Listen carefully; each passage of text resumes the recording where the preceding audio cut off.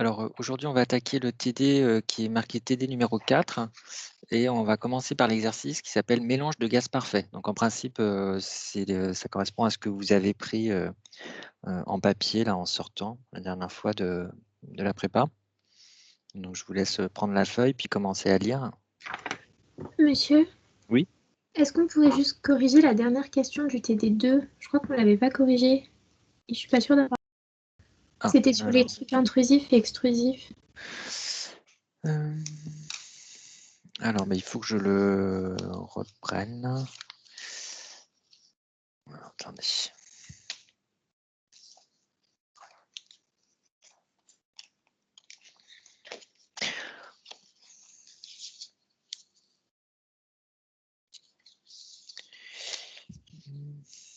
Bah, écoutez, ce qu'on va faire, là, il faut que je le retrouve dans mes papiers. Je ne sais pas où je l'ai mis. Je l'ai pas.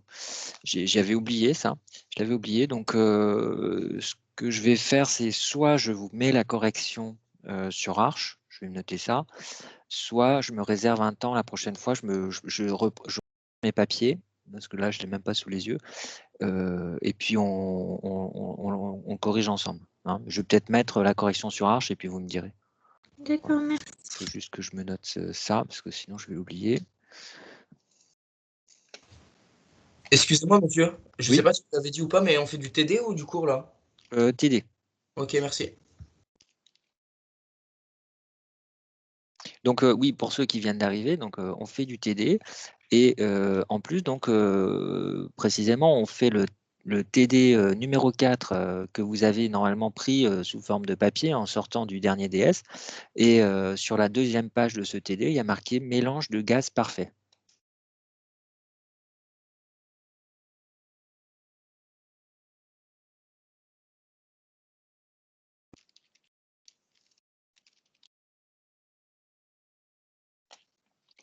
Bon, voilà, je me suis noté ce que je devais faire.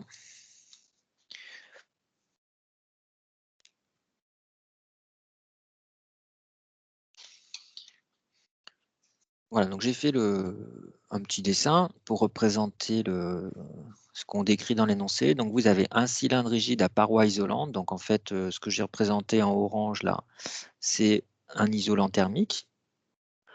On peut trouver dans les exercices éventuellement paroi adiabatique. Ça veut dire la même chose.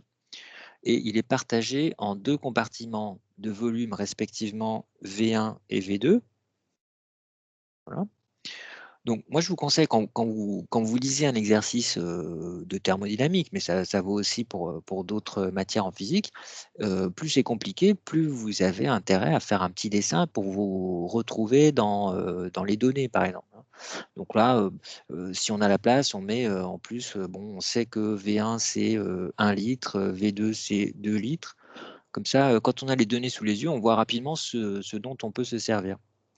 Dans le compartiment 1, on dit qu'on a N1 mol de diazote avec une température qui est connue, donc T1 égale 300 Kelvin. J'aurais dû le faire un peu plus gros, mon schéma, tant pis. Et puis V2, on a N2 mol et la température, c'est T2 égale 600 Kelvin. Voilà. Alors, on dit qu'il y a une cloison amovible. Amovible, ça veut dire qu'on peut l'enlever. Donc, c'est pour ça qu'il y a un deuxième schéma qui correspond à ce qui se passe une fois qu'on a enlevé la cloison. Évidemment, les deux gaz vont se répartir, vont se mélanger et vont se répartir dans tout le volume. Voilà. Est-ce qu'on sait autre chose? On a les pressions. Ah oui, donc P1 et P2, on les connaît, hein. Donc voilà, je note P1 égale 1 bar, P2 égale 2 bars. Voilà, comme ça, on a toutes les infos. Et puis, on a des capacités thermiques à volume constant qui sont égales, hein. Donc, je mets CV égale 5 demi de R. C'est le même CV pour les deux gaz, qui sont deux gaz diatomiques. Alors voilà, il se trouve que effectivement, pour tous les gaz diatomiques, CV vaut 5 demi de R. Ce n'est pas à prendre par cœur. Ça sera donné dans un énoncé. Le seul que vous puissiez retrouver vous-même, c'est pour un gaz monoatomique, vous devez savoir retrouver que CV égale 3,5 de R, parce que je vous ai demandé de savoir que l'énergie interne d'un gaz parfait monoatomique, c'est 3,5 de nRT. Donc, tiens, je l'écris en remarque, hein, pour un gaz monoatomique, on a dans ce cas U égale 3,5 de nRT. Or, CV, qu'est-ce que c'est par définition? Je vous rappelle que c'est la dérivée partielle de U par rapport à la température. Alors ça, c'est la capacité calorifique totale, donc c'est le petit n fois CV qui est égal à ça, à volume constant. Et donc, bah, c'est égal à 3,5 de NR. Voilà, donc le petit CV, c'est bien 3,5 de R pour un gaz parfait monoatomique. Monsieur, Oui, ce sera toujours précisé si c'est monoatomique ou diatomique? oui. Ok. En tout cas, s'il y a besoin de la capacité calorifique, je précise. Voilà. Et donc, le seul que vous ayez à savoir retrouver tout seul, c'est ce 3,5 de R pour le cas des gaz parfaits monoatomiques. Sinon, je donne l'expression, sachant qu'en plus, pour les gaz diatomiques, triatomiques ou plus compliqués, en fait, le CV, c'est 5,5 de R, mais seulement en fait, aux températures usuelles, entre voilà, typiquement, entre 0 et 200 degrés, on ne va pas avoir tellement de variations. Mais après, on a une petite élévation de la capacité thermique en fonction de la température. Bon, donc comme c'est un peu plus compliqué, c'est pour ça que de toute façon, on vous donne l'expression. Voilà, donc l'état initial, oui, allez-y. Pour moi, c'est quel TD? Parce que j'arrive pas à retrouver. Bah, il y a marqué TD4. Alors en fait, sur la première page, c'est marqué détente irréversible. Et quand vous tournez la page, c'est l'exercice mélange de gaz parfait. Ok, ça marche. Merci. Mais il n'y a pas de dessin dessus, hein, c'est moi qui ai fait le dessin. Bon, donc l'état initial, on l'appelle I, et l'état final, certainement F. Je vérifie qu'est-ce que j'ai. Oui, voilà. État final, c'est l'état F. Monsieur, Oui? P2, vous avez mis juste barre parce que c'est une inconnue? Non, c'est parce que je parle en écrivant, et donc je ne fais pas attention. C'est 2 barres. Ok, merci. Voilà. Bon, donc voilà, il faut savoir ce qui se passe quand on enlève la séparation. Donc, petit 1, on vous demande d'appliquer le premier principe à l'ensemble des 2 gaz.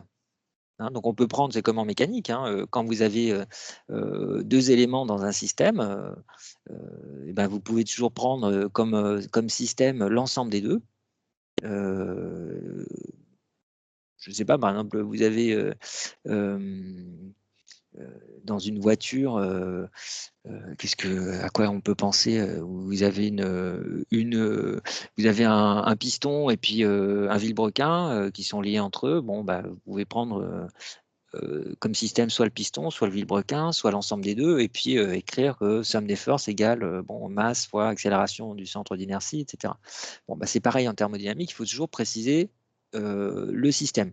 Alors là, on vous dit, le système, on considère que c'est l'ensemble des 2 gaz.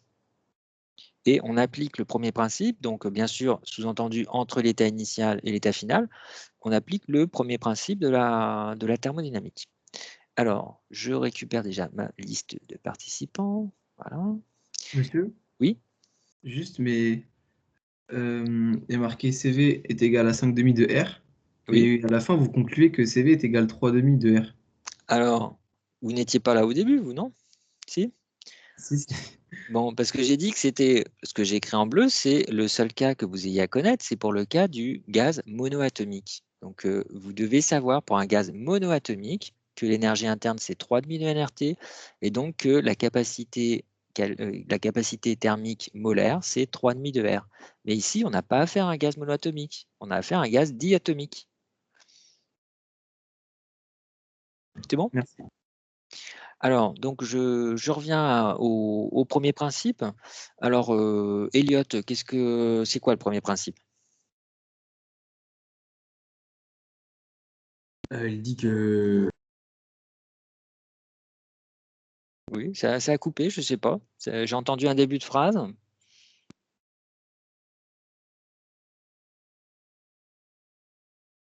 Elliot, est-ce que vous m'entendez? On dirait que vous avez coupé votre Oui, micro. pardon, j'ai un petit problème. Oui. Je dirais que delta U est égal à delta Q plus U. Alors, vous pouvez répéter parce que j'ai entendu des deltas là. Alors, delta U égale, W plus Q. voilà, W plus Q. Hein. Parce que du point de vue des notations, en fait, on peut écrire aussi le premier principe sous la forme différentielle, sous la forme infinitésimale. Et dans ce cas, ça s'écrit du égale delta W plus delta Q. Bon. Mais là, ce n'est pas le cas ici. Hein. On parle d'un état initial et d'un état final qui ne sont pas infiniment proches. Hein. C'est vraiment macroscopique. Ok, alors c'est ça parce que visiblement, il n'y a pas de variation d'énergie cinétique. Le gaz, au début, il ne bouge pas, à la fin, il ne bouge pas. Donc effectivement, on peut écrire que delta U, c'est W plus Q. Alors, maintenant, Constance, qu'est-ce qu'on peut dire de la quantité de chaleur reçue par l'ensemble des deux gaz au cours de cette transformation?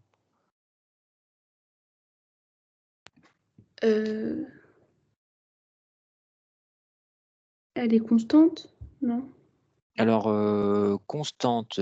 Donc, moi, la question que je vous ai posée, c'est qu'est-ce qu'on peut dire de la quantité de chaleur totale reçue entre l'état initial et l'état final par l'ensemble des deux gaz? Je sais pas. Alors, on a un isolant thermique autour de l'ensemble des deux gaz. On vous dit que on a un cylindre, un récipient, quoi, à paroi isolante. Donc, qu'est-ce que ça veut dire, paroi isolante? Ça veut dire que la chaleur, elle peut pas partir. Enfin, Elle ne peut pas partir, elle ne peut pas rentrer non plus. oui. Autrement dit, que vaut la quantité de chaleur reçue par les deux gaz au cours de la transformation?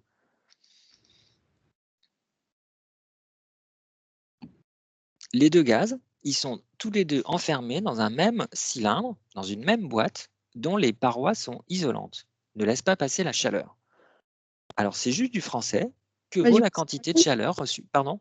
c'est la même, non? Vous avez une boîte qui est isolante. C'est comme une bouteille thermos.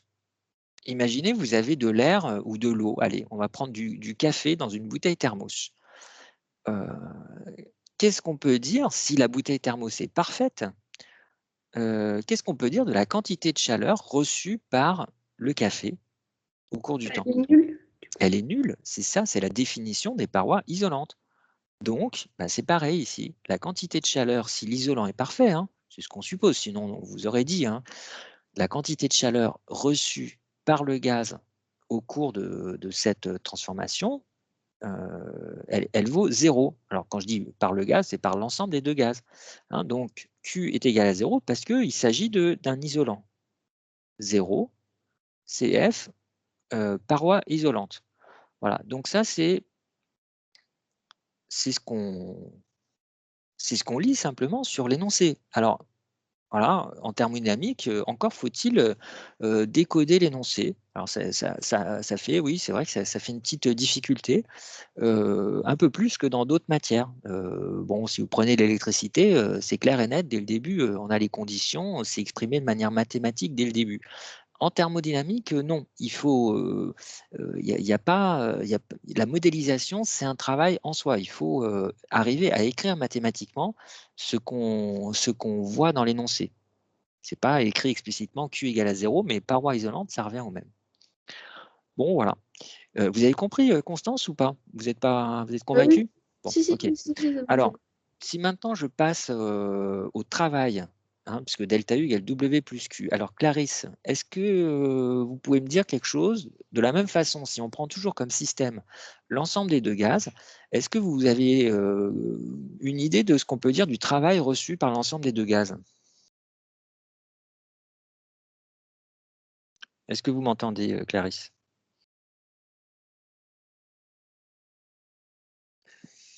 Monsieur, je crois que Clarisse, elle est à la BU, donc je pense pas qu'elle puisse Ah, parler. d'accord. Bon, ok. Alors, bon, tant pis, dommage. Alors, Alexandre.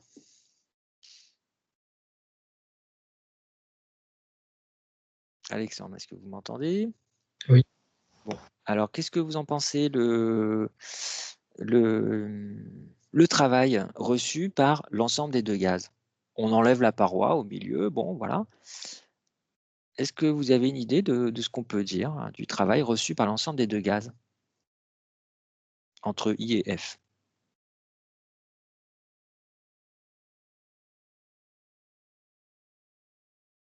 Vous êtes toujours là, Alexandre?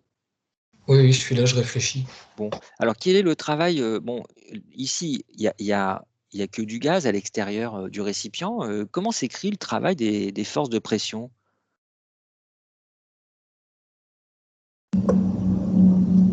Bah, Puisqu'il n'y a que lui qui peut travailler, vous êtes d'accord que le poids, il ne va pas travailler, puisque les gaz, ils vont rester à la même hauteur, enfin leur centre d'inertie reste à la même hauteur. Donc le travail des forces de pression, c'est égal à quoi? c'est égal à 0, Et pourquoi c'est égal à 0? parce que c'est en équilibre. C'est en équilibre, alors oui et non, parce qu'il y a bien quelque chose qui se passe hein, au moment où on enlève la paroi, il y a bien quelque chose qui se passe. Mais quelle est l'expression du cours, l'expression générale du travail des forces de pression?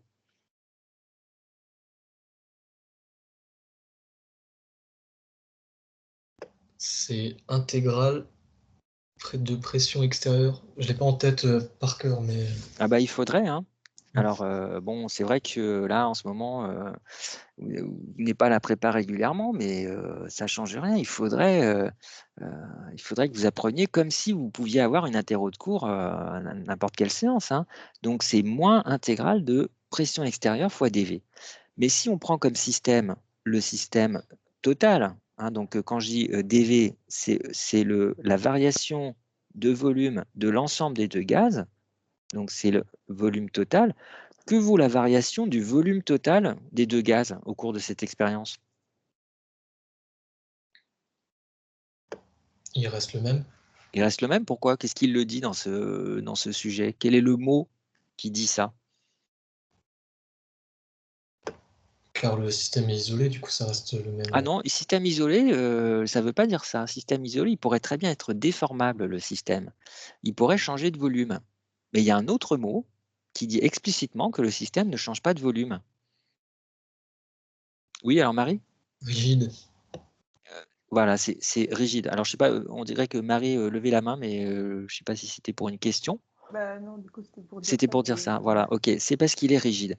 Donc, égal à 0, car volume total égale constante. Système rigide. Voilà, donc encore une fois, la difficulté, bon, mais suffit de s'y adapter, hein. Système rigide, c'est bien dans l'énoncé.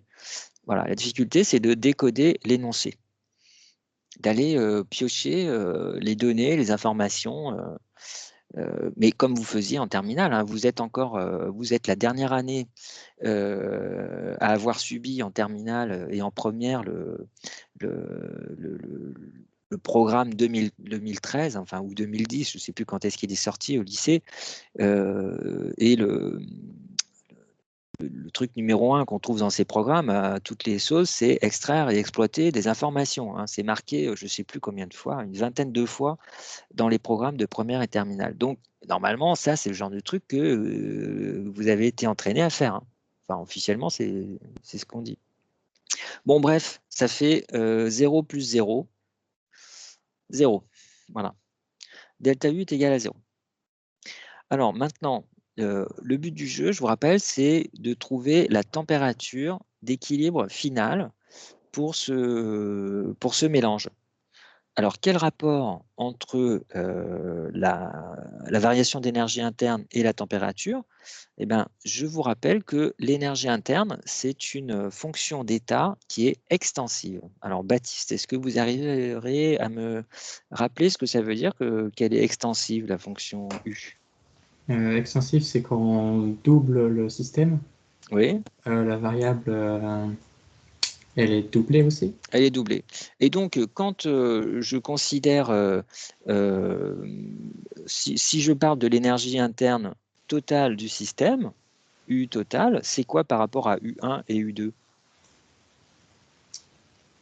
C'est U1 plus U2. Exactement. U système entier, c'est U1 plus U2. Alors, ça peut vous sembler évident, Mais ce n'est pas le cas pour toutes les variables. La température d'un mélange, ce n'est pas forcément la somme des températures des constituants, hein.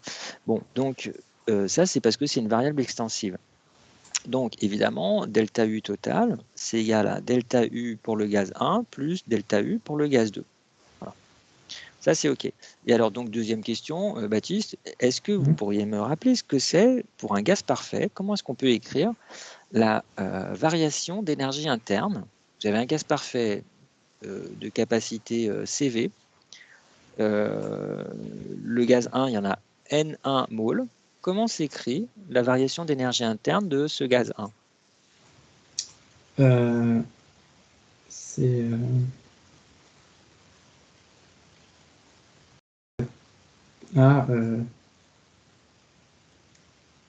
Alors, c'est dans l'avant-dernier cours. Qu'est-ce que j'ai montré pour les gaz NCV, parfaits? Oui, quelque chose NCV. comme ça. Et puis la suite, attendez. Allez, bah, je vous le dis, c'est NCV fois delta T. DT, oui, c'est vrai. Voilà. Ok. Donc, NCV, facteur de température finale, TF, moins sa température initiale, T1. Voilà. Ça, c'est parce que c'est un gaz parfait, hein. Donc, je mets la justification, hein, si vous voulez, je la mets avec une petite flèche. Vous pouvez me faire ça, hein, dans un devoir. Ça évite de faire des grandes phrases à chaque fois. Ça, c'est parce que c'est un gaz parfait. Attention, ce ne serait pas vrai si ce n'était pas un gaz parfait. C'est-à-dire que pour un gaz parfait, même si le volume varie, l'énergie interne peut ne pas varier. L'énergie interne ne dépend que de la température pour un gaz parfait, hein. Elle ne dépend pas d'autre chose. Donc ça, cette relation-là, elle est vraie, même si le volume varie. Alors que pour un autre gaz, pour que ce soit vrai, il faudrait que le volume reste constant. Est-ce qu'il y a des questions là-dessus? Non, c'est bon? Voilà, bon, alors, bon, évidemment, on peut écrire la même chose pour le gaz numéro 2. Donc, j'ai delta U2 égale, alors ça, c'était N1 d'ailleurs, hein, N1, je le remets. Donc, delta U2, c'est N2 CV delta T pour le gaz 2, hein, et donc N2 CV TF moins T2. Voilà. Et donc, comme j'ai dit que U est extensive, je fais la somme des deux. Donc, ça fait N1 CV TF moins T1 plus N2 CV TF moins T2. Voilà. Et on vient de voir que ça vaut 0. Est-ce qu'il y a des questions là-dessus? Pas de questions? Alors, bah écoutez, moi je crois qu'il faut que j'aille boire un petit verre d'eau là, parce que je suis un peu enroué. Mais ben, pendant ce temps-là, vous allez chercher la question suivante, hein. Donc, enfin, vous allez finir la question. Il s'agit d'en déduire la température d'équilibre. Alors, on y est presque là avec ça, hein. Voilà, donc à tout de suite.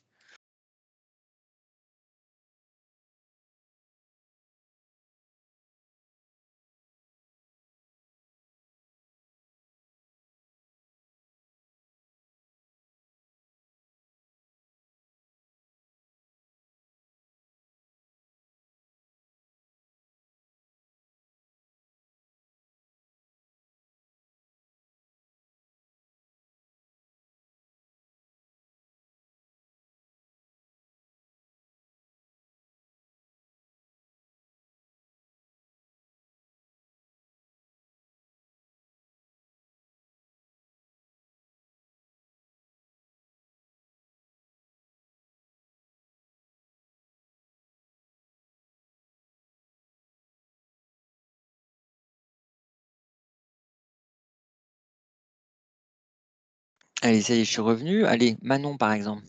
Qu'est-ce que vous avez trouvé? Vous avez trouvé sûrement.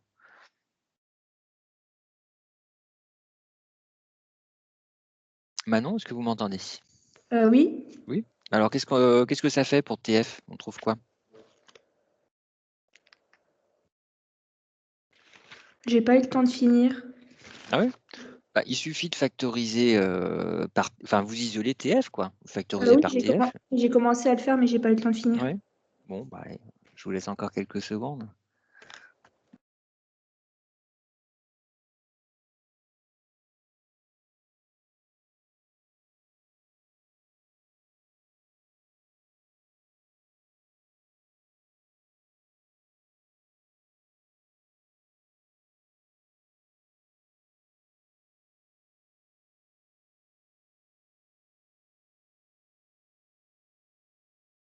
Vous me dites hein, quand vous l'avez.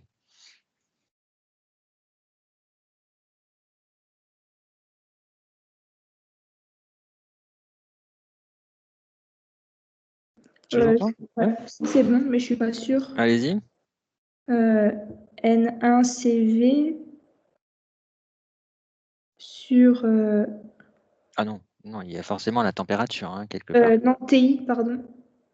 Alors, c'est T1. Ah, c'est un 1, d'accord. Divisé par N2. Ah non, il y a aussi la température 2 hein, qui... Ça se fait quasiment de tête. Quand vous factorisez, regardez, deux têtes. Vous factorisez par TF. Ça fait TF facteur de N1CV plus N2CV. C'est égal à quoi? Vous faites passer tout le reste de l'autre côté. C'est égal à N1CVT1 plus N2CVT2. Non, ça vous semble pas évident, ça? Si. Bon, donc c'était divisé par N1CV plus N2CV. Non? C'est pas ça que vous trouviez?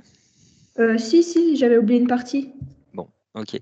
Alors, évidemment, on voit que comme les CV sont les mêmes, donc attention, c'est pas toujours le cas. Hein, ici, voilà. Je raye avec un petit trait fin en bleu, mais attention en DS, hein, j'aurais même pas dû rayer. En DS, j'aimerais bien que vous ne rayiez pas, j'aimerais bien que vous souligniez à la limite quand vous voulez éliminer des termes, vous divisez en haut et en bas par CV, vous soulignez, vous ne rayez pas. Parce que des fois, vous faites une erreur, et moi, une fois que c'est rayé, je ne peux pas savoir quelle erreur vous avez faite. Hein, donc, bon, vous soulignez pour simplifier. Et donc, ça fait N1 fois T1 plus N2 T2. Et le tout sur N1 plus N2. Voilà. Bon, alors, on n'a pas encore la valeur numérique. On a les températures, T1, T2, ça va, mais on n'a pas encore, pas encore la valeur numérique. Alors, Marie, qu'est-ce que vous en pensez? Marie, il y en a deux. Marie Ménégali.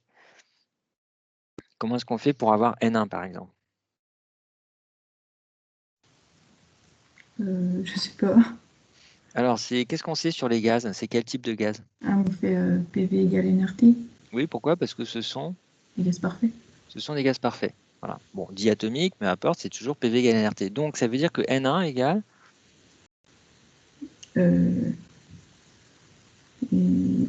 PV sur RT. Voilà. Donc, en l'occurrence, P1V1 sur RT1. Voilà. Alors, dictez-moi les valeurs numériques. P1, c'est 1 bar, donc 1. Alors, non, surtout pas 1, justement. 1 fois 10 puissance 5, pardon. Voilà. C'est pour ça que je vous demande les valeurs numériques. C'est pour voir ce que vous écrivez comme valeur. Et ensuite, fois... Fois 1. Non plus. C'est en mètres cubes. Oui, donc... Fois 10 puissance moins 3. Voilà. Bon, R, c'est 8,31. Alors ça, je ne l'ai pas mis dans l'énoncé, j'aurais dû. Hein, ça sera donné dans un devoir. Et T1, qu'est-ce que j'ai écrit? 300. Voilà, 300 parce que c'est déjà en Kelvin. Alors, quand on fait le calcul, je vous donne le résultat. 4,01, 10 puissance moins 2 mol. Voilà. Bon, et puis de la même façon, on peut trouver, je vous le donne, N2, on trouve que c'est 2 fois plus, 2N1. Donc 8,02 mol. Est-ce qu'il y a des questions là-dessus?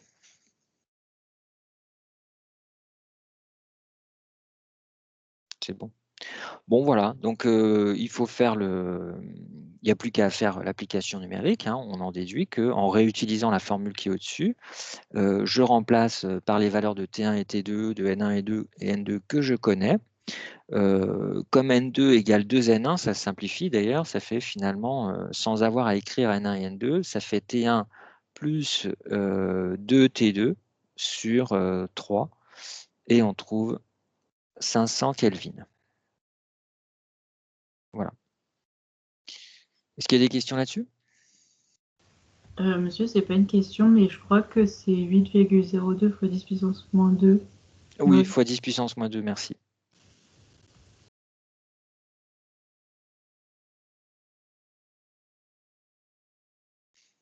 Voilà. Et donc, Comment on sait oui, allez-y. Comment on sait que N2 c'est 2N1? Alors, bah, soit vous faites le calcul avec les valeurs numériques directement, mais en fait, moi, j'ai écrit ça, en fait. Je vois que N2, bon, tout ça, c'est des gaz parfaits. Hein, le 1 et le 2, c'est un gaz parfait, ce sont des gaz parfaits. Donc, si vous voulez, N2, c'est P2V2 sur RT2, et N1, c'est P1V1 sur RT1. Donc, lui, je l'écris à l'envers puisqu'il est au dénominateur. Mais ça, je peux le réécrire autrement. C'est pareil que P2 sur P1 fois V2 sur V1 et fois T1 sur T2. Et donc, j'ai plus qu'à faire les rapports, si vous voulez, entre ces valeurs numériques. Hein. Ah oui. Donc, ça fait en fait 2 fois 2 fois 300 sur 600. Et 300 sur 600, c'est un demi. Donc, ça fait bien 2 comme rapport. Voilà. Mais bon, de toute façon, vous pouviez aussi faire le calcul direct de N2 à partir de PV égale nRT, quoi. Autre question? Bon, alors on calcule maintenant la pression.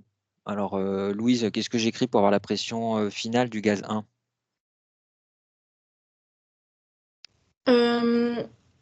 C'est écrit que c'est un mélange idéal. Oui. Et donc, Donc, qu'est-ce qu'on peut dire? Donc P total, c'est P1 plus P2. Alors, ça, c'est vrai, mais ça ne donne pas cette pression du gaz 1, donc pression partielle. C'est un gaz parfait et le mélange se comporte comme un gaz parfait. La pression partielle, qu'est-ce que c'est la définition de la pression partielle? C'est la pression que ferait le gaz s'il était tout seul. Voilà. Donc, s'il était tout seul, est-ce que sa quantité de matière a changé au gaz 1? Non, il n'y a pas de raison. Hein. Donc, j'applique PV égale nRT. La température finale du gaz 1, bah, c'est la température commune, c'est ce qu'on a appelé TF et qu'on vient de calculer. Et le volume final, c'est donc quoi? C'est V1 plus V2. Voilà, il occupe tout le récipient, comme l'autre d'ailleurs. Donc c'est ça, quand on dit pression partielle, voilà la pression qu'il aurait s'il était tout seul dans le récipient. C'est la définition même de la pression partielle. Bon, donc la quantité de matière 1, on l'a déjà écrit, c'est 4 10 moins 2. Bon, 4,01, je ne m'embête pas avec la petite virgule. R, c'est toujours 8,31, ça ne change jamais. La température finale, c'est 500 Kelvin. Et V1 plus V2, ben, on l'écrit bien sûr en mètres cubes, 1 plus 2 fois 10 puissance moins 3. Voilà. Et donc, ça nous fait 0,554 bar. J'ai le droit d'écrire en bar, mais je vous rappelle, 1 bar, c'est 10 puissance 5 pascal. Voilà. Est-ce qu'il y a des questions là-dessus?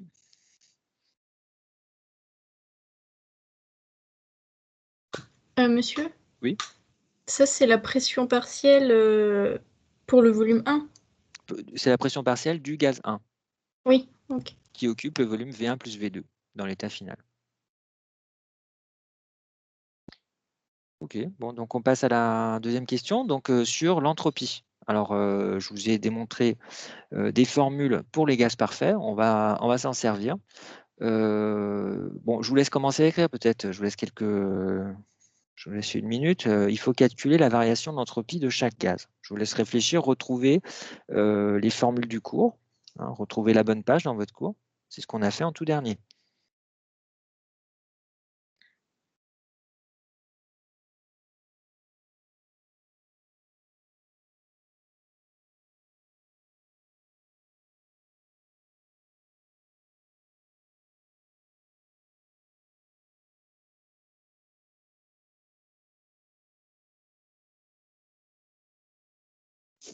Alors Lucas, quelle est la formule en question?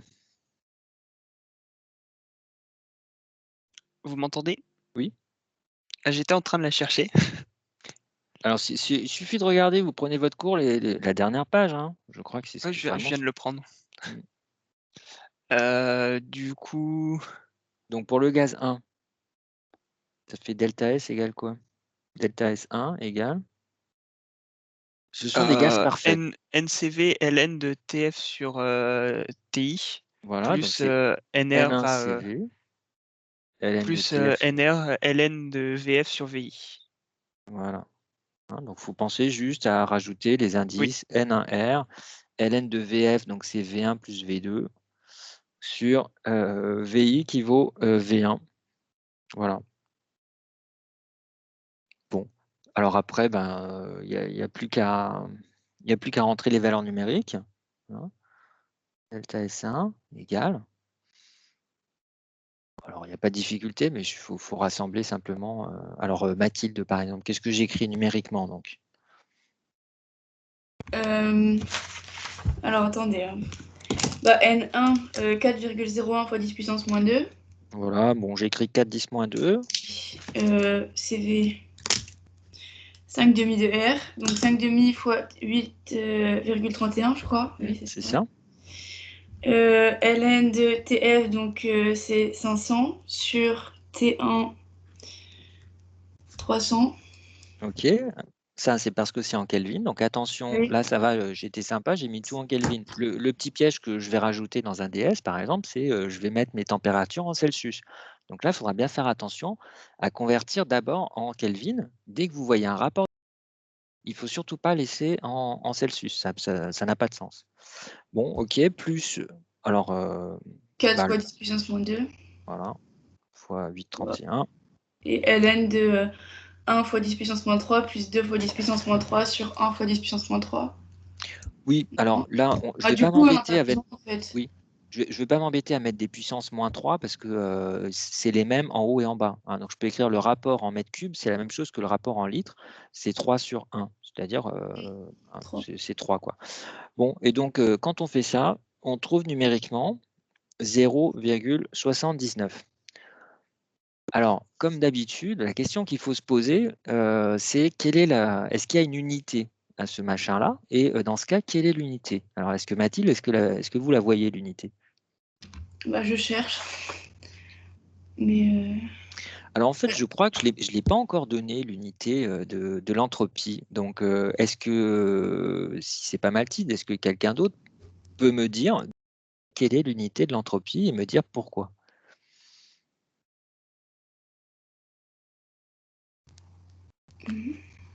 En fait, il suffit de prendre n'importe quelle formule que vous avez dans le cours. Par exemple, voilà, pour une transformation réversible, j'ai écrit à un moment delta Q sur T. Delta Q réversible sur T. Voilà. Alors, juste à partir de ça, alors il y a quelqu'un qui lève la main, mais je n'arrive pas à voir qui. Je ne sais pas comment le faire apparaître. Alors, c'est LB, mais je ne vois pas qui est. Ah, c'est Louisa. Alors, Louisa, est-ce que c'est pour répondre ou est-ce que c'est une question? Oui, non, c'est pour répondre. Oui, alors allez-y. Du coup, c'est un joule moins 1. Seconde moins 1, pardon. Non, parce que T, c'est pas des Non. secondes. Hein. Ah non, c'est en Kelvin moins 1. Voilà, donc c'est des joules au numérateur et des Kelvin au dénominateur. Donc effectivement, l'unité du système international pour l'entropie, c'est joule par Kelvin, pour l'entropie ou pour la variation d'entropie. Voilà, est-ce qu'il y a des questions sur sur cette application numérique?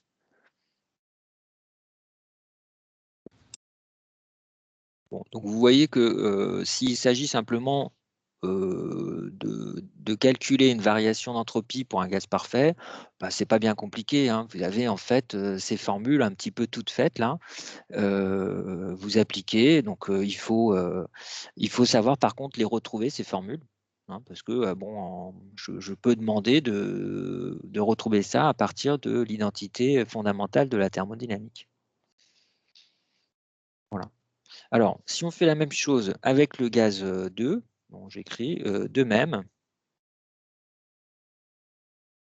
on a delta S 2 Alors, je ne détaille pas le calcul. Ça fait moins, on trouve moins 3,35 fois 10 puissance moins 2 joules par Kelvin. Alors, vous remarquez que une variation d'entropie peut être négative, hein. Ça, il n'y a pas de souci là-dessus. La seule chose qui est forcément positive, c'est l'entropie créée. Donc, par exemple, quand vous avez un système isolé, la variation totale d'entropie, c'est juste le terme de création d'entropie, parce que le terme d'échange, il vaut 0. Donc, pour un système isolé, l'entropie ne peut qu'augmenter. Mais il faut que le système soit isolé. Si vous avez un système comme le gaz 2 qui est en contact avec un gaz plus froid, ben, oui, c'est pas étonnant, l'entropie de ce gaz 2 peut diminuer. Voilà. Alors en fait, ici, il y a deux termes qui se compensent presque. Le fait que le gaz 2 augmente de volume, ça a tendance à augmenter son entropie, mais le fait qu'il se refroidisse, ce gaz 2, parce qu'il était à 600 Kelvin au départ, il se retrouve à 500, ben, ça a tendance plutôt à diminuer son entropie. Donc là, au total, il y a une toute petite diminution de l'entropie du gaz 2. Et donc, ben la variation totale d'entropie, hein, je l'écris, puisque c'est une fonction d'état extensive, delta S total, et ben c'est la somme de delta S1 et de delta S2. C'est la somme des variations d'entropie des deux constituants. Et donc, on trouve 0,75 à peu près joules par Kelvin. Voilà, est-ce qu'il y a des questions? Oui. Oui. Alors, Anaïs? Je comprends pas comment delta S2 peut être négatif alors que dans le calcul, il n'y a que des valeurs positives. Non, parce que quand vous prenez le logarithme de 0,5, par exemple, 0,5 c'est positif, mais le logarithme il est négatif. Donc Oui. ici, en l'occurrence, bah, si vous voulez, je l'écris, hein, comme ça vous verrez bien d'où ça sort précisément. Donc delta S2, ça fait 8 fois 10 moins 2,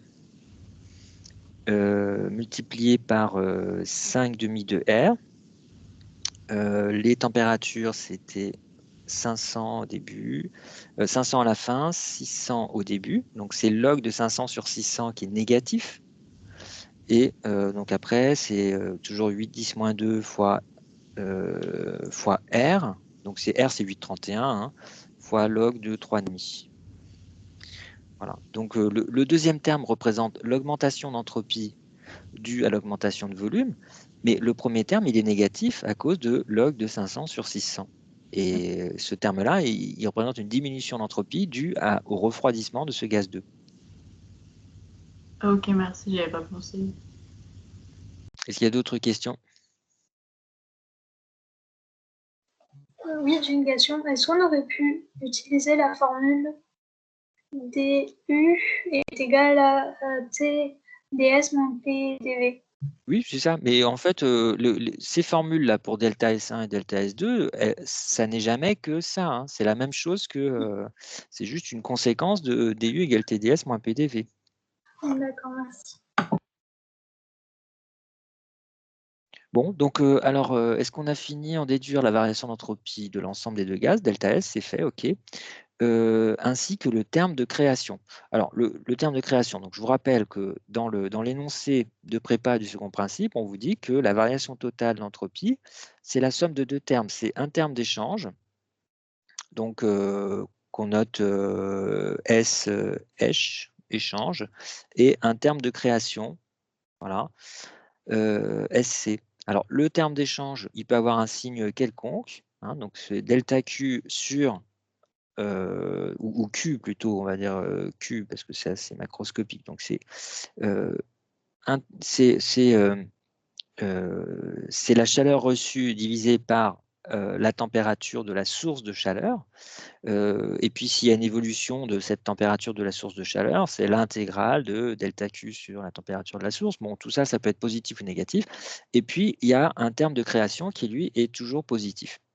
Alors ici, ben, on a dit depuis le début, les parois sont isolantes. Donc ici, ce terme d'échange, il vaut 0. Et donc la variation totale d'entropie est égale au terme de création. Donc ce terme de création, SC, alors je ne sais plus si on le met en indice ou en exposant, là, dans le problème de prépa, peu importe, c'est 0,75 joules par Kelvin. Voilà. Et on vérifie que, effectivement, il est supérieur à 0 comme il se doit. Si à ce stade-là, on trouve un terme de création inférieur à 0, c'est qu'on s'est trompé quelque part. Voilà, là, on a fini cet exercice-là. Est-ce qu'il y a des questions sur cet exercice? C'est bon? Bon, bah alors je vous laisse vous retourner la feuille et puis on attaque l'autre qui s'appelle donc détente irréversible.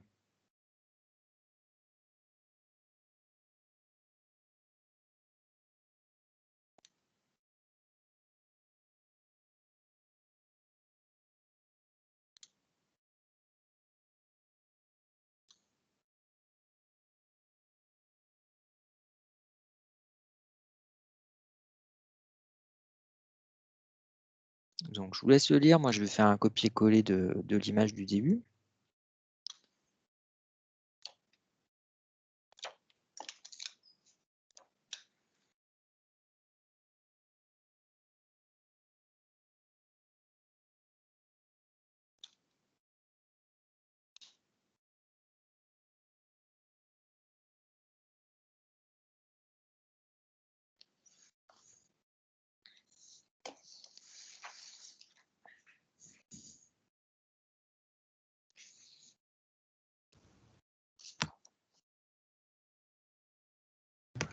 Excusez-moi, monsieur, vous pouvez Oui. remonter un petit peu, s'il vous plaît? Oui, d'accord, alors j'écris juste le titre là et je remonte. Comme ça?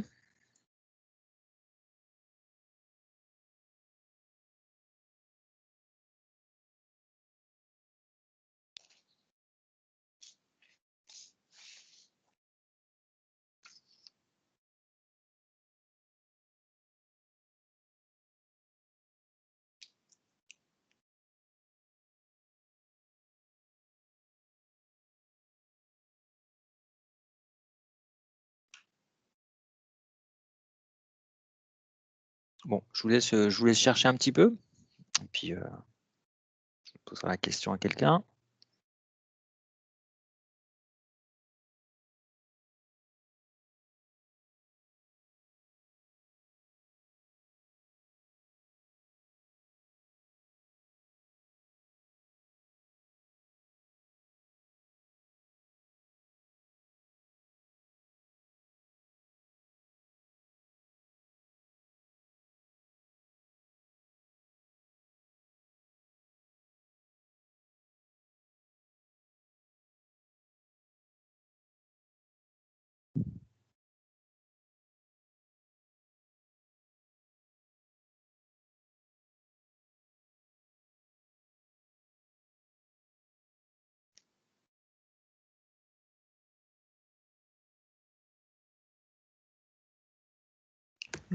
Monsieur?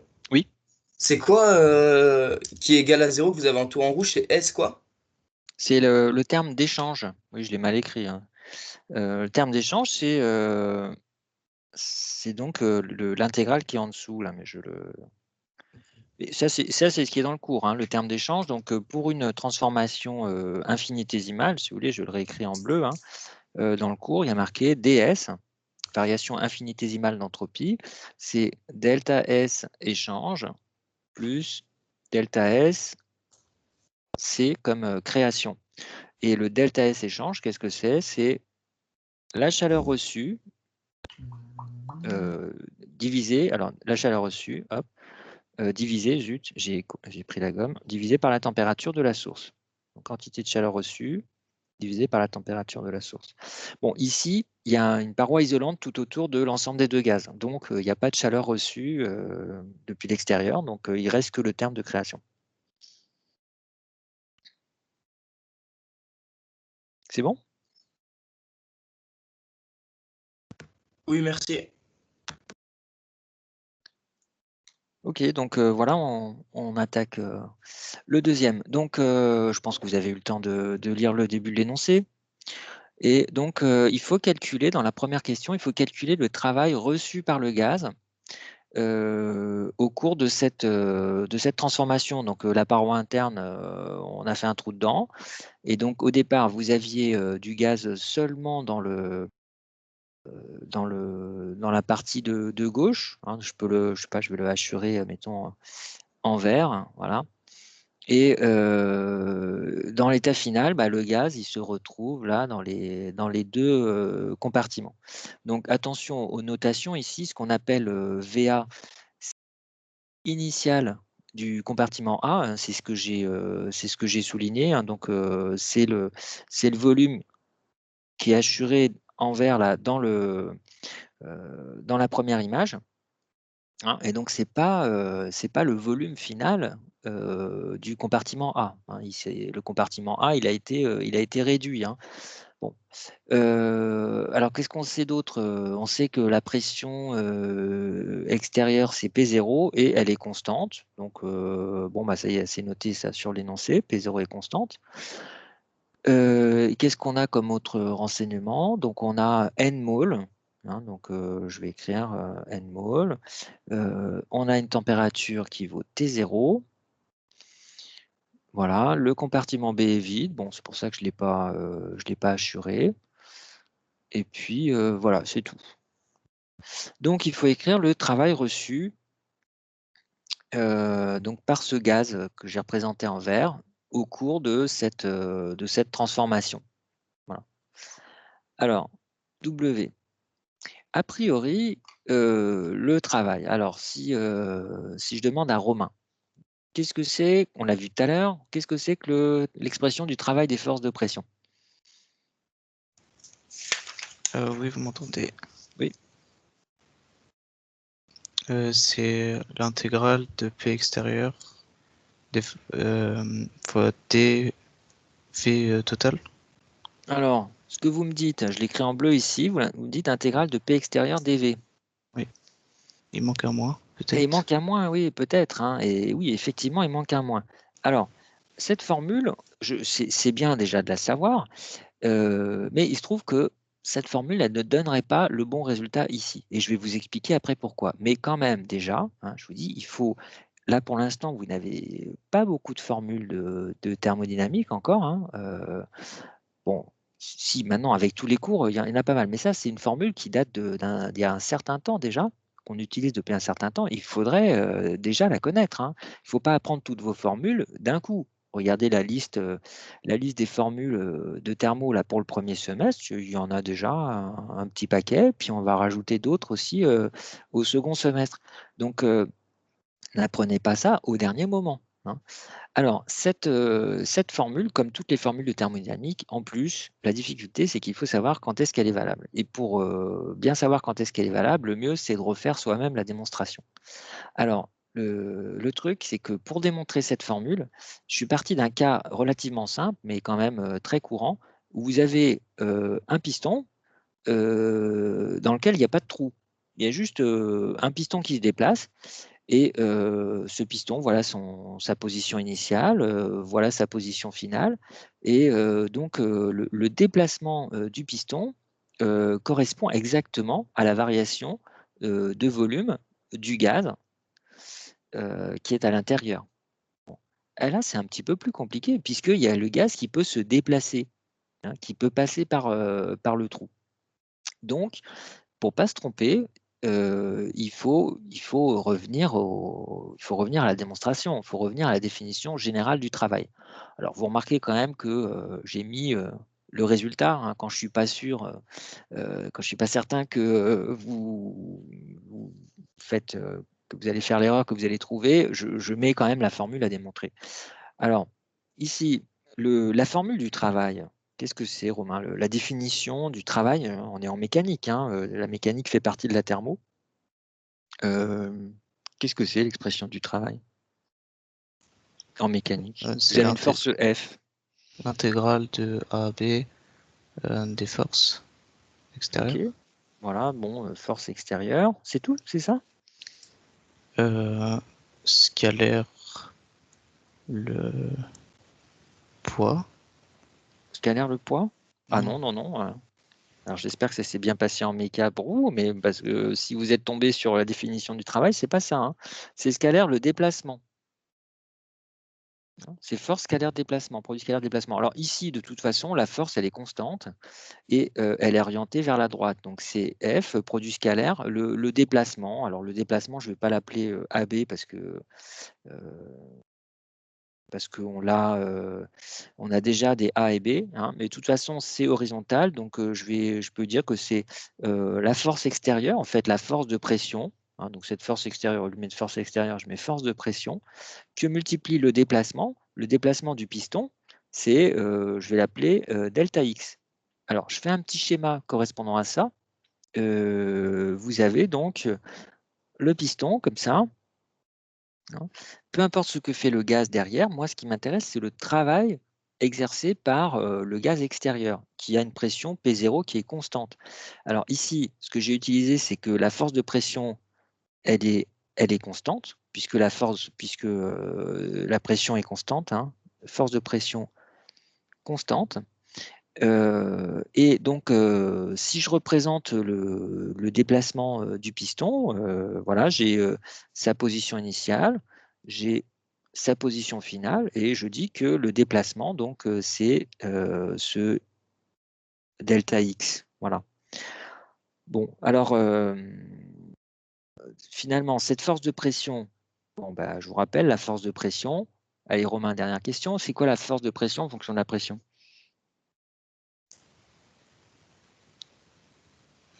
La force de... c'est PDV. Non. L'intégrale de PDV. Non. C'est la c'est la surface fois... C'est la surface fois c'est la la pression. pression fois la surface. Ouais. Donc là, je vois que vous ne connaissez pas assez votre cours, hein. Alors, je vous vise pas en particulier, hein. Voilà, je vois que vous ne connaissez pas assez votre cours. Vous l'avez pas assez travaillé, vous n'êtes pas assez fait d'exercice, parce qu'une hésitation comme ça sur un truc aussi simple, ça montre que vous n'êtes pas encore au point. Et je le dis pas pour vous, je le dis pour tous ceux qui hésitent de la même façon, hein, à qui j'ai pas posé la question. Donc effectivement, la force de pression, c'est la pression, donc là c'est la pression extérieure, P0, que multiplie la surface, et il faut multiplier par delta X. Bon. Mais alors du coup, ce S delta X, qu'est-ce que ça représente? Eh bien, ça représente ce que je vais, mettons, je vais l'entourer en orange. Ce S delta X, c'est quoi? C'est ce qu'on peut appeler le volume balayé. Voilà, c'est ce truc-là, assuré sur mon schéma. Et donc, il faut que je regarde maintenant, en revenant aux notations de l'énoncé, il faut que je regarde à quoi ça correspond. Alors, le volume initial, le volume correspondant à tout ce qui est je vais l'écrire voilà, en bleu, je vais prendre en bleu avec un trait assez épais. Si je considère le volume qui est en bleu, la totale, ce volume-là, c'est VA plus VB. Je vais écrire ici. C'est VA plus VB. Hein, donc, volume pris dans l'état initial. Et si je regarde maintenant, après le déplacement du piston, quel est le volume? Alors, je l'écris en plus gros. Voilà. Après le déplacement du piston, je considère ce volume en vert. Le volume en vert, là, c'est le volume qui est noté V1. Alors, je ne voulais pas écrire en gros, là. Hop. Tac. Zut. Pourquoi il fait ça?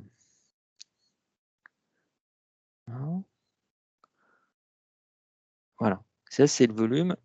C'est le volume V1. Je refais mon trait bleu. Voilà. Bon, donc le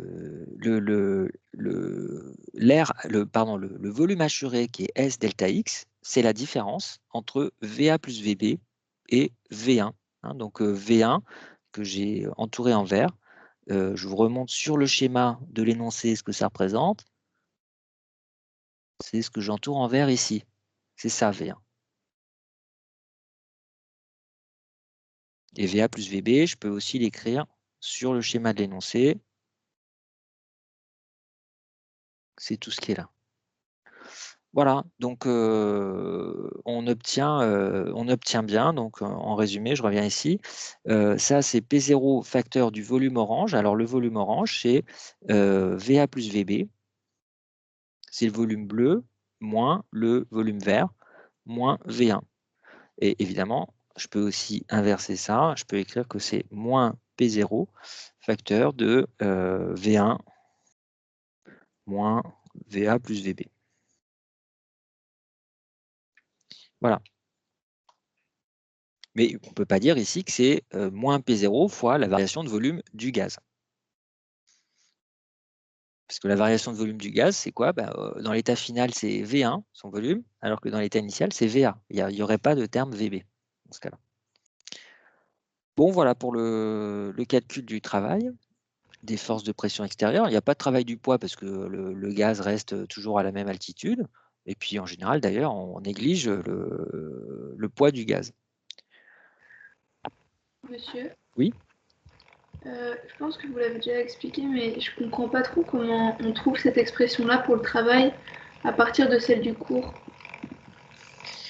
Alors, justement, c'est pas, on n'est pas dans le cas du cours. Si on appliquait le cours, c'est-à-dire si on appliquait la formule dont j'ai parlé au tout début, moins intégrale de P extérieur dV, qu'est-ce que ça donnerait?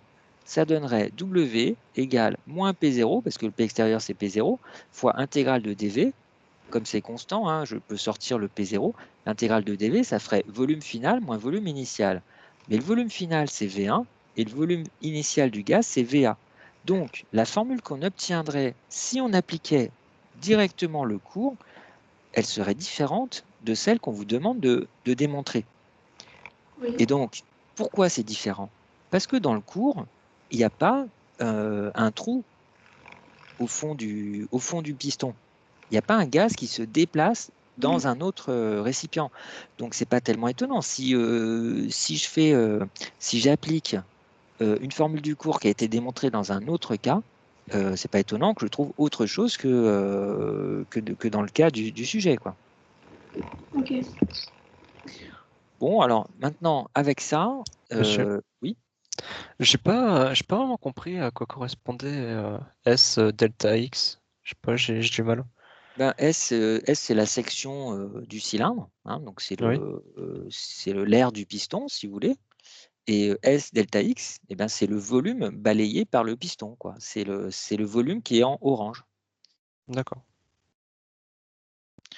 Donc, premier principe, on exprime la variation d'énergie interne.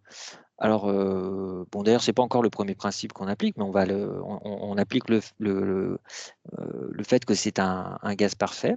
Hein. Donc, on a donc delta U, variation d'énergie interne d'un gaz parfait. Donc ça doit c'est un petit peu plus récent, mais vous devez pouvoir le retrouver assez vite. Alors, allez Théo, qu'est-ce que c'est? Je crois que j'en ai parlé tout à l'heure d'ailleurs. Variation d'énergie interne. Oui, NCV fois delta T. voilà, c'est ça. Hein, NCV fois delta T. Alors avec les notations de l'énoncé, c'est quoi delta T?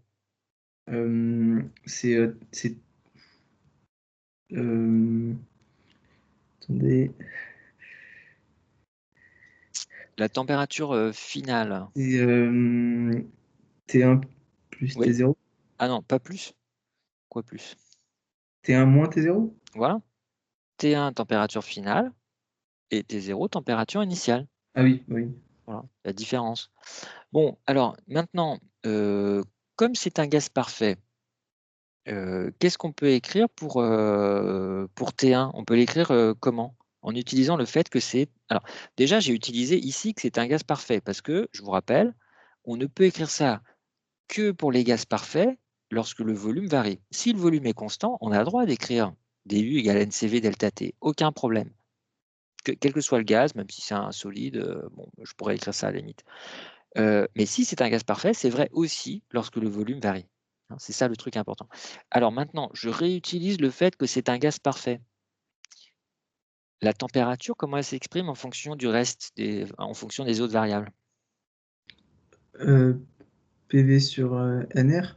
Voilà, exactement. Hein, donc c'est P0, c'est la pression dans l'état 1. Hein. P0 fois le volume V1 sur NR. Et dans l'état final, Théo, quelle est la pression? Vu que c'est la même. C'est la même, exactement. Hein, parce que c'est toujours l'équilibre avec l'extérieur, et l'extérieur n'a pas changé de pression. Donc, moins P0 fois le volume. Alors, attendez, ça c'est d'ailleurs, j'ai dit, parce que quand j'ai parlé de T1, c'était la pression finale, P0.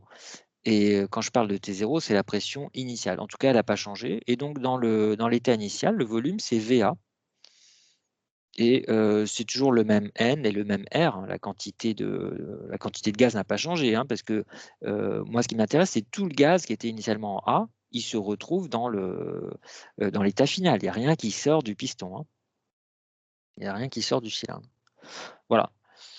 Bon, ok. Alors, ça veut dire que je peux factoriser par la pression. Hein, et puis, je peux simplifier un petit peu parce que les N, ils se simplifient en haut et en bas. Voilà. Donc, ça me fait CV, c'est la capacité molaire, hein, CV fois P0, facteur de V1 moins VA. Sur R, non? Sur R, oui, c'est ça. Merci, sur R. OK. Voilà. Alors, est-ce que j'ai répondu à la question? Je vérifie. Alors, exprimer... Ah, alors, en fonction de gamma. Ah, OK. Alors, ça, c'est pas très compliqué, mais encore faut-il y penser. Et pour ça, il faut l'avoir fait. C'est un truc que j'ai fait dans le cours quand j'ai parlé de la loi de Laplace. Alors, Nolwenn, comment est-ce qu'on fait pour... quand on a un gaz parfait, est-ce que vous pouvez me donner une expression de CV en fonction de R et de gamma? Je me souviens plus. Alors, regardez rapidement dans le cours, au moment où j'ai démontré la loi de Laplace. Comme ça a le mérite de vous faire revoir votre cours. C'était le chapitre 4. Alors, les numéros, ça, j'avoue que je ne sais plus. Bah, c'était avant l'entropie. C'était la fin, en gros. Hein, c'était juste avant l'entropie. J'ai parlé de la loi de Laplace, c'est-à-dire pour les transformations adiabatiques. Transformation adiabatique, quasi-statique d'un gaz parfait. Et dans ce paragraphe, j'ai introduit gamma. Alors Voilà. là, il y a CV égale CP moins R. Ok, alors on va reprendre ça. En fait, ok, CV égale CP moins R, ou je peux l'écrire CP moins CV égale R, ça s'appelle comment? Comment? Ça s'appelle comment cette relation-là? Vous savez? Alors, il faut le connaître. Bon, Non, je sais pas. c'est la relation de Mayer. Hein. Ah, Alors, d'accord. pourquoi il faut le connaître? Parce que ça peut vous être donné dans un exercice, que ce soit en DS, hein, que ce soit avec moi ou en devoir commun. On a le droit de vous dire, bah voilà, vous appliquez la relation de Mayer. Si vous ne savez pas que c'est ça, eh ben, vous êtes embêté. Alors, je mets relation de Mayer, ok. Et d'autre part, il y a une définition qui est rappelée dans les énoncés, mais je le mets ici, c'est toujours la même pour tout le monde, c'est gamma, c'est CP sur CV. Que ce soit pour les grandeurs molaires ou massiques, ici, ce qu'on a écrit, c'est pour les grandeurs molaires. Avec ces deux relations-là, comment est-ce qu'on fait pour avoir CV? Et bah, du coup, on fait. On a ensuite gamma CV moins CV égale R. On remplace CP par gamma CV. Oui, c'est ça. Et donc, ça fait CV. Du coup, ça fait CV égale R sur gamma moins 1. Voilà, CV égale R sur gamma moins 1.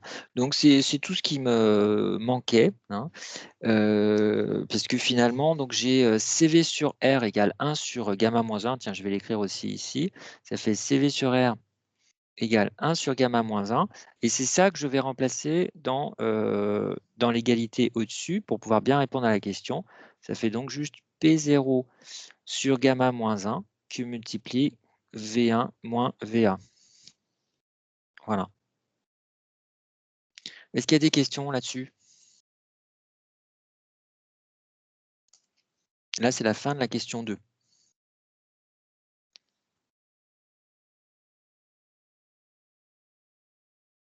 C'est bon? Bon, alors je passe à la question 3. Il faut déduire des 2 questions précédentes une relation, enfin une expression de V1. Enfin, une relation entre V1, VA et VB.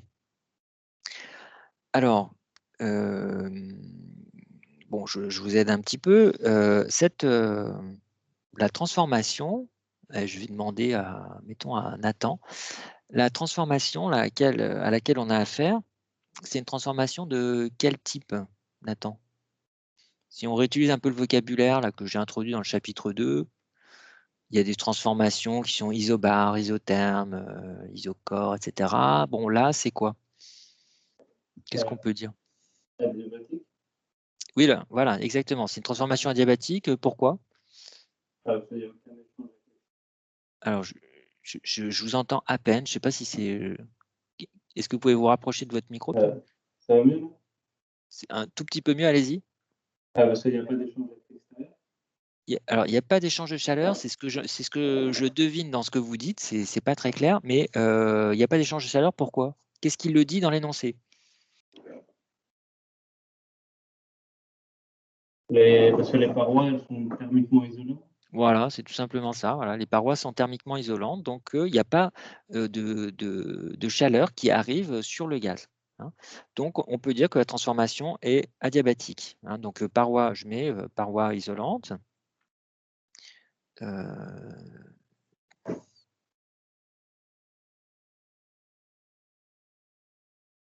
Paroi isolante, transformation adiabatique.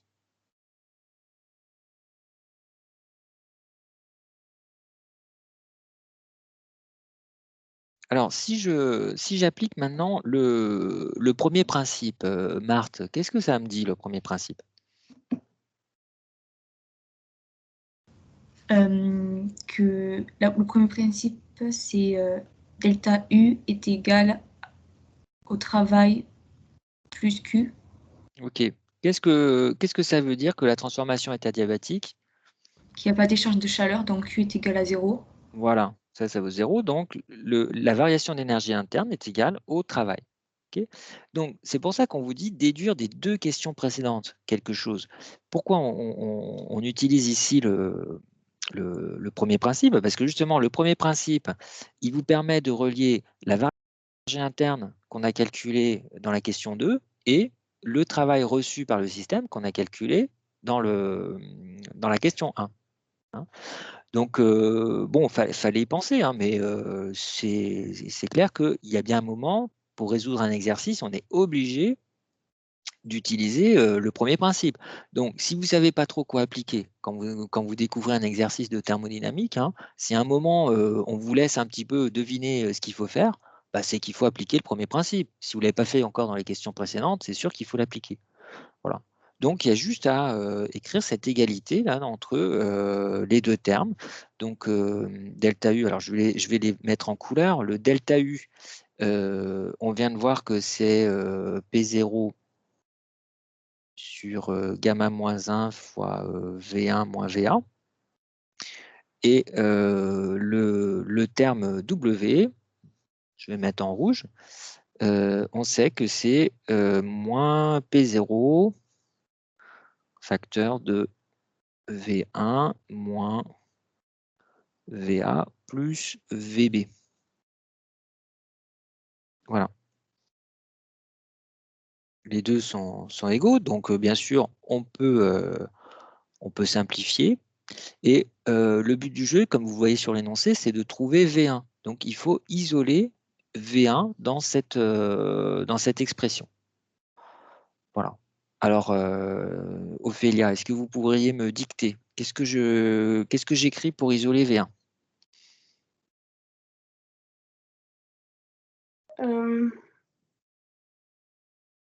Alors, par quoi je peux simplifier déjà?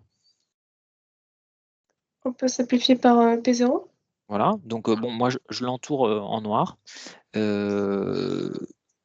Si je multiplie par gamma moins 1 à gauche et à droite, regardez ce que ça fait, puis après vous me dites ce qu'on en conclut. Ça fait V1 moins VA égale gamma moins 1 fois, alors il y a un signe moins devant, j'aime pas avoir des signes moins, donc j'inverse ce qu'il y a dans la parenthèse, moins V1, ok.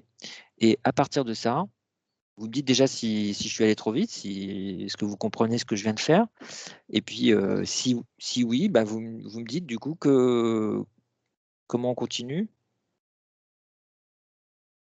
Bah déjà, on passe VA de l'autre côté. Oui. Et vu que dans le membre de droite, on a V1 gamma moins 1, Oui. Donc bah, on le du passe coup, à gauche, lui. on passe à gauche. Voilà, donc ça fait V1 plus gamma moins 1 V1 est égal donc à VA. Plus, 2VA plus VB, non? Non. Là, il y a Non. encore le gamma moins 1, facteur de VA plus VB, non? Est-ce que Oui, je me suis trompé là quand j'écris ça? Non, ça m'a l'air d'être ça, hein. oui.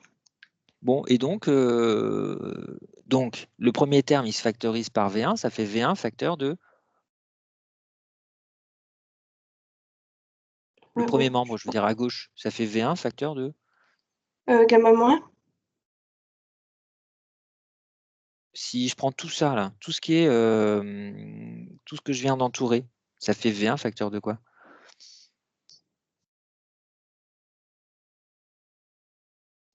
Je vois pas la partie là, en fait. Vous ne voyez pas mon écran? Bah, c'est pas ça, mais juste là où c'est entouré, j'ai un petit truc. Du coup, je vois pas la partie là. Là, Ah, vous voyez mieux, là. oui, là, je vois mieux. Du coup, ça fait V1 de facteur 1 plus gamma moins 1. Voilà, et donc ça fait V1 Gamma. facteur de gamma. Voilà, donc on a juste gamma V1 est égal à gamma moins 1 facteur de VA plus VB. Et plus VA. Et plus VA. Oui, alors donc du coup, plus VA, ben, on va simplifier un petit peu. Hein, je n'aurais pas dû l'écrire comme ça, parce que du coup, VA, il est en facteur de gamma.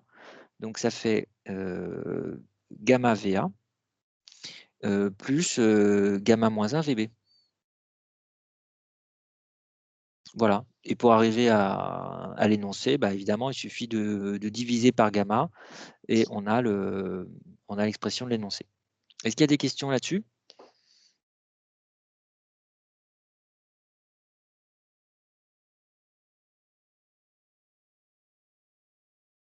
C'est bon pour tout le monde? Ok. Voilà, donc ça c'est la question 3. Alors attendez. Ah, en déduire une expression de T1. Ok. Alors on fait ça. Donc, alors Oscar, est-ce que vous pourriez me dire comment on fait pour avoir T1?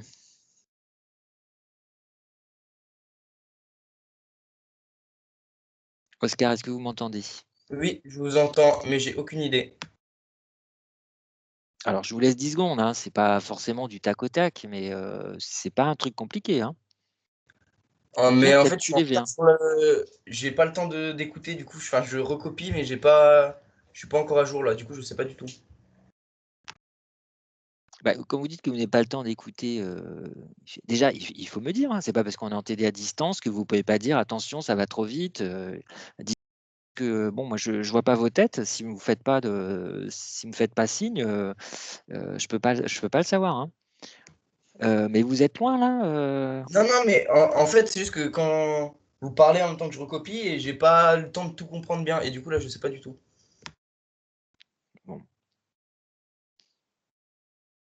Alors, je sais, bon, si vous n'y êtes pas du tout, je vais changer, mais bon, la prochaine fois, il faut me dire si je vais trop vite, hein. Alors, Alexis, est-ce que vous avez une idée?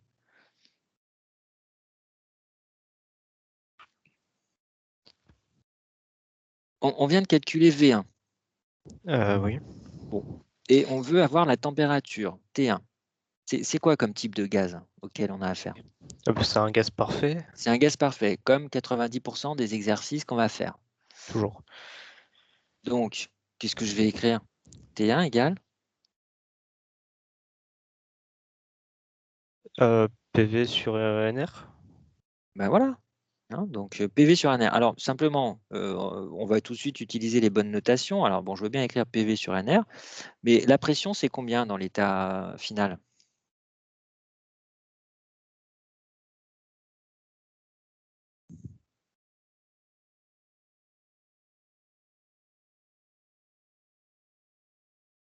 Alexis, vous êtes encore là?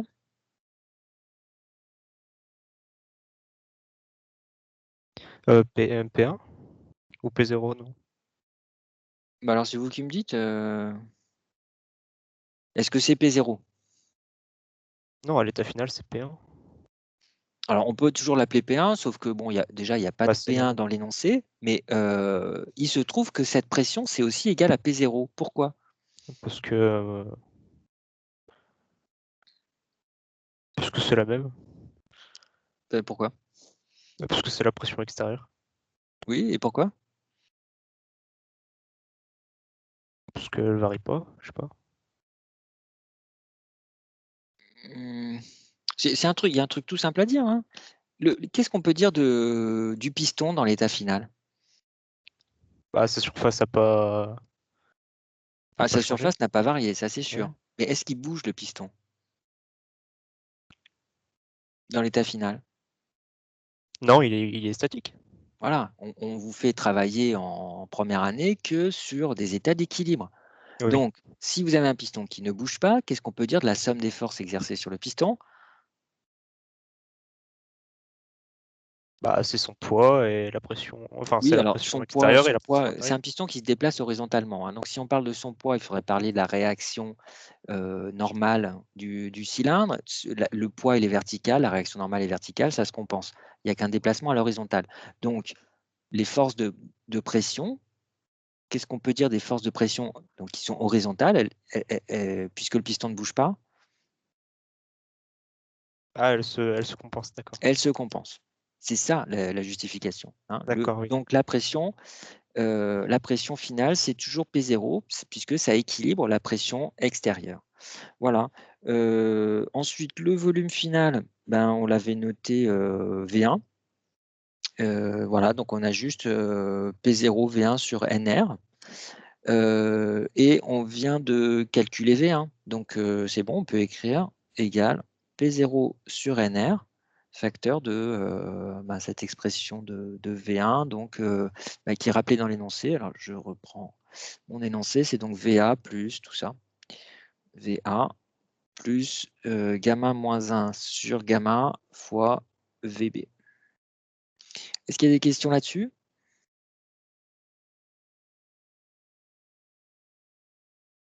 On ne cherche pas à simplifier cette expression?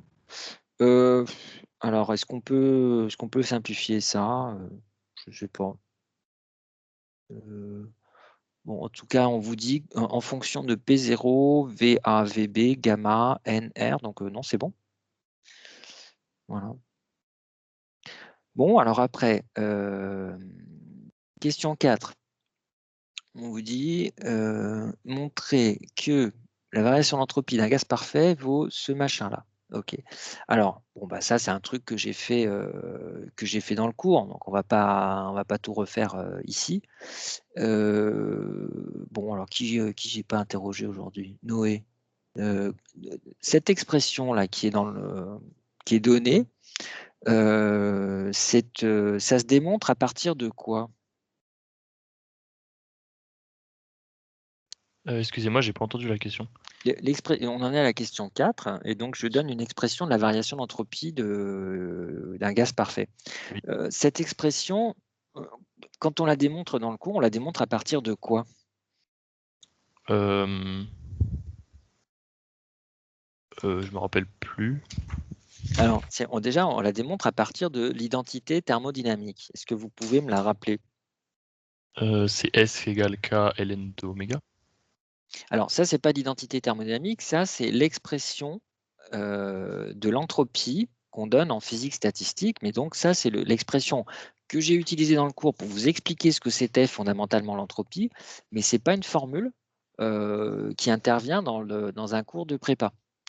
Dans le cours de prépa, on a un certain énoncé du deuxième principe et on tombe sur une identité qu'on appelle l'identité thermodynamique. Alors, on peut l'écrire de deux façons. Hein, je vous rappelle, c'est du égale TdS moins PDV. Voilà. Et, c'est bien sûr, c'est la même chose que ds égale du plus PDV sur T. Bon, alors voilà, ça c'est le genre de truc qu'il faut savoir. Hein. Je dis, il faut savoir par cœur, le du égale TdS moins PDV. Si vous aviez des cols en présentiel la semaine prochaine, eh ben, il faudrait savoir ça. Hein. Donc, c'est pas parce que vous êtes à distance qu'il ne faut pas apprendre régulièrement. Hein. Faites attention à ne pas avoir, encore une fois, à tout apprendre d'un coup. Bon. Et donc, moi, la question que je vous posais, c'est à partir de quoi on démontre cette formule-là? Bon, bah, si vous avez appris votre cours, vous avez remarqué que ce n'est pas à partir de cette expression ds qu'on l'obtient, c'est à partir d'une expression équivalente qui, au lieu de faire intervenir l'énergie interne, c'est une expression qui fait intervenir l'enthalpie. Hein. Donc, dans le cours, j'ai commencé par calculer dH en fonction de du, et c'est là que j'en ai déduit cette expression-là. Bon, alors, en tout cas, ici, je ne suis pas là pour refaire le cours. Et donc, on saute à la question 5. Question 5, donc, c'est en déduire la variation d'entropie du gaz en fonction des paramètres qui sont là. Alors, Quentin, qu'est-ce que ça donne comme expression? Si j'utilise ce qui est donné dans le cours, là. Enfin, ce qui est donné, pardon, dans la question 4. Quel est le terme? Il y a deux termes hein, dans cette expression. Quel est le terme qui est très simple? Quentin, vous m'entendez? Oui, oui. Qu'est-ce que vous pouvez dire du rapport P final sur P initial?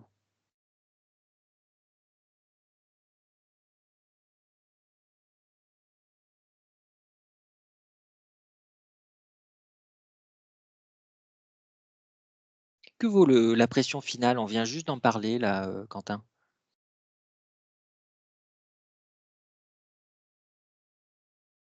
Vous m'entendez encore? Oui, oui. Alors, vous n'aviez pas suivi là, la discussion juste avant sur la pression? On en a parlé pendant 2 minutes. Que vaut la pression finale du gaz?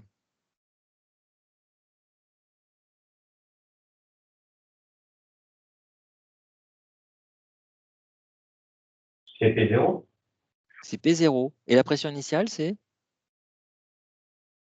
C'est P0 aussi. C'est P0 aussi.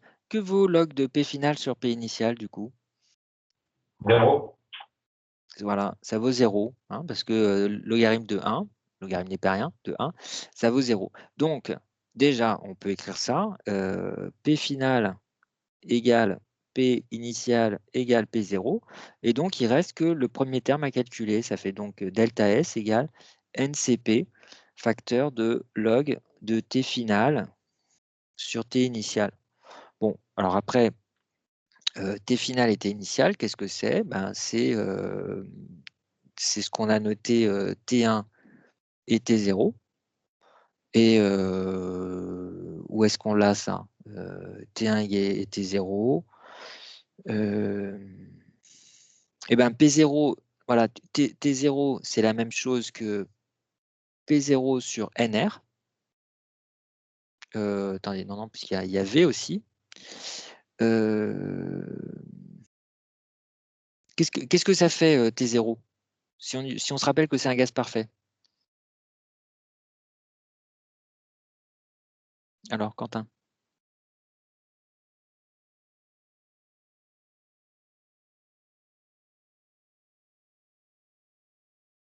Bon, pas de réponse. Je ne sais pas où vous en êtes, ce que vous faites, si vous ne dites rien. Hein. Si vous ne dites rien, je ne peux pas vous aider. Bon, alors, Mathilde. Oui. T0, bon, on a un gaz parfait. T0, c'est égal à quoi Eh bien, à T...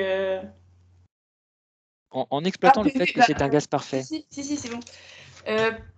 Alors, on utilise PV égale NRT. Voilà, donc T0 égale? Eh bien, PV sur NRT. Oh là là, PV sur NR. P0. PV sur NR. Et c'est P0. Et le Voilà. volume initial, c'est quoi? Bah, c'est V. C'est tout. Bah, c'est V0. Non. Non, il s'appelait pas V0, il s'appelait VA. VA. Initialement, le VA. gaz, il est dans le volume VA. Donc, en fait, l'expression de T1 que j'ai écrite au-dessus, eh ben, je m'aperçois qu'il vaut mieux l'écrire comme ça. T1 est égal à P0 facteur de VA sur NR, parce que ça, je sais que c'est la température T0. Et bon, bah, ayant factorisé par VA, il reste facteur de 1 plus gamma moins 1 sur gamma fois VB sur VA. Voilà, c'est la même chose que ça. Et donc, voilà, ce que je voulais dire, c'est donc tout ce qui est là devant, ce n'est rien d'autre que T0. Et donc, on voit T1 sur T0, c'est donc tout ce qui est dans le crochet. Donc, je reviens à delta S, ça fait donc delta S est égal à NCP fois le logarithme du crochet, c'est-à-dire 1 plus gamma moins 1 sur gamma fois VB sur VA. Et voilà, ça c'est la fin de la question 5, c'est la fin de l'exercice. Monsieur? Oui. Le crochet, c'est quoi, vous avez dit? Le crochet, c'est ce qui est en bleu, là, le crochet. Oui, non, je sais, mais vous avez dit que devant, du coup, c'était T0. Et vous n'avez pas dit que le crochet, ça représente autre chose? Comme ça. Ben, c'était 1 sur T0. Oui, d'accord. Ok, merci. Voilà, est-ce qu'il y a d'autres questions? Question, oui. Oui. Le CP, il ne fallait pas le transformer en fonction de R et de gamma? Alors, je n'ai pas entendu le début de votre question. Excusez-moi. Le CP, il ne fallait pas le transformer en fonction de R et de gamma? Ah oui, si, d'accord, le CP. Ok. Et est-ce que vous pouvez me le dire? Qu'est-ce que ça vaut? Du coup, c'est gamma R sur gamma moins 1. Exactement. Voilà, ok. Très bien. Est-ce qu'il y a d'autres questions?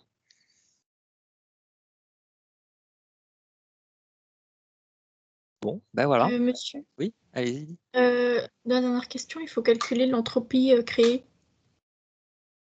Ah oui, ah tiens, c'est vrai, j'ai pas fait ça. Alors, en 2 mots, est-ce qu'il y a des échanges de chaleur avec l'extérieur ici?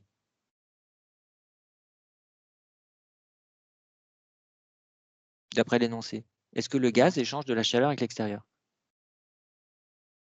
Je vous ai peut-être répondu, mais je parle en même temps. Alors, qui peut me le dire? Bah non. Non, il n'y a pas d'échange de chaleur avec l'extérieur. Donc, la variation de l'entropie, je vous rappelle, c'est toujours un terme d'échange plus un terme de création. Le terme d'échange, il est nul parce qu'il n'y a pas d'échange de chaleur avec l'extérieur. Donc, la variation de l'entropie, c'est égal ici au terme de création. C'est la même chose. OK? Voilà, bon, c'est l'heure. Alors, si vous avez fini, hein, vous pouvez vous déconnecter. Sinon, je réponds aux questions. Le S échange, c'est l'intégrale de quoi déjà? Alors, le S échange, c'est l'intégrale de delta Q sur la température de la source au cours de la transformation. Merci. Autre question? Oui, j'avais encore une autre question. Oui.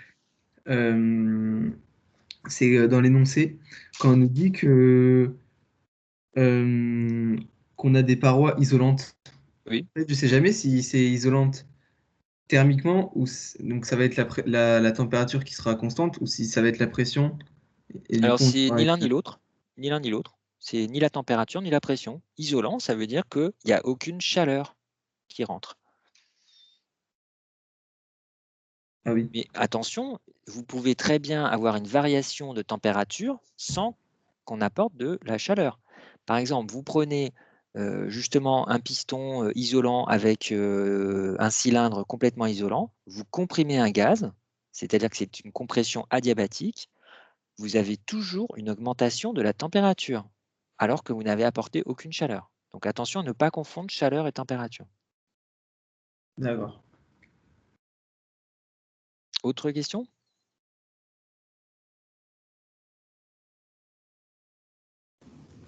Oui. Oui.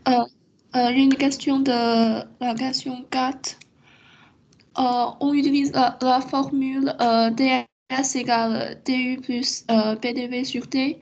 cette formule est pour le système réversible.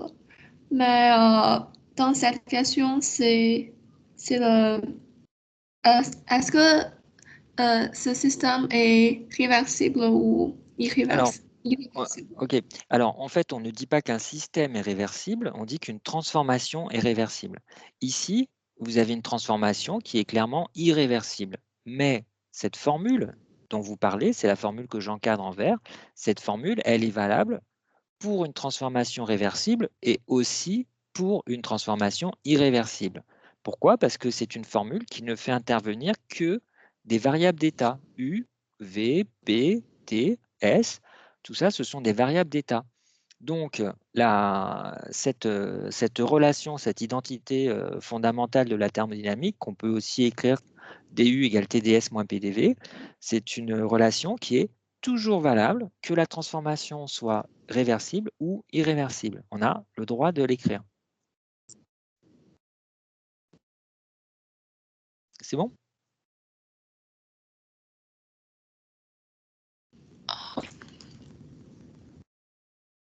Vous avez compris ou il faut que je détaille?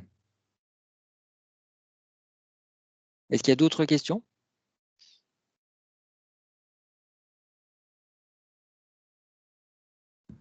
Oui. Oui. Aussi, un truc que je comprends pas, quand vous dites variation, c'est avec delta, mais des fois, avec du, vous dites aussi que c'est une variation. Oui, c'est une variation infinitésimale, du. Alors, c'est vrai que j'avais dit que j'en reparlerais, mais je ne voulais pas faire trop de maths tout de suite, hein. Si vous voulez, quand vous prenez par exemple le premier principe, vous l'écrivez comme ça, delta U égale Q plus W, ça c'est pour des variations macroscopiques. Pour des variations microscopiques, on écrit du égale petit delta Q plus petit delta W. Alors pourquoi on écrit? Alors c'est toujours le du. On le considère en physique comme une petite variation, une variation infinitésimale en fait de l'énergie interne. Bon. Et pourquoi on note delta à droite pour W et Q? C'est parce que du point de vue mathématique, ce ne sont pas, c'est pas ce qu'on appelle des différentiels exacts. Alors, ça, c'est expliqué dans le polycopié sur les différentiels, mais j'essaie de vous l'expliquer plutôt en physique. du, ça peut se calculer comme une différence entre l'énergie interne dans un état final et l'énergie interne dans un état initial. Par contre, delta Q et delta W, ce ne sont que des petites quantités de chaleur ou de travail apporté. Mais on ne peut pas dire que, on peut pas calculer la chaleur qui a été apportée entre deux états. Si vous connaissez juste un état initial I et un état initial F, je vous rappelle que vous ne pouvez pas savoir quelle chaleur on a apporté, quelle chaleur Q on a apporté au système. Vous pouvez simplement savoir quelle est la quantité totale Q plus W qu'on a apporté au système. Donc c'est parce que justement les quantités de chaleur et quantités de travail ne peuvent pas être exprimées comme des différences entre des valeurs dans l'état final et dans l'état initial qu'on écrit delta au lieu de petit d. Voilà, donc les deltas, ça veut juste dire petite quantité de, et les petits d, c'est aussi une petite quantité, mais en plus, ça veut dire que c'est une différence, c'est calculable comme une différence entre une valeur dans l'état final et une valeur dans l'état initial. Ça va? Ou je suis allé trop vite? C'est bon? Ça va. Ok. Est-ce qu'il y a d'autres questions? Mais delta U, on a aussi vu que c'était une différence entre un état final et initial. Oui, tout à fait. C'est pour l'énergie interne, les variations de U, que ce soit delta U, ça veut dire variation macroscopique, ou DU, variation infinitésimale, microscopique, c'est toujours une différence entre une valeur dans l'état final et une valeur dans l'état initial. D'accord. Ok? Plus de questions? Bon, ben,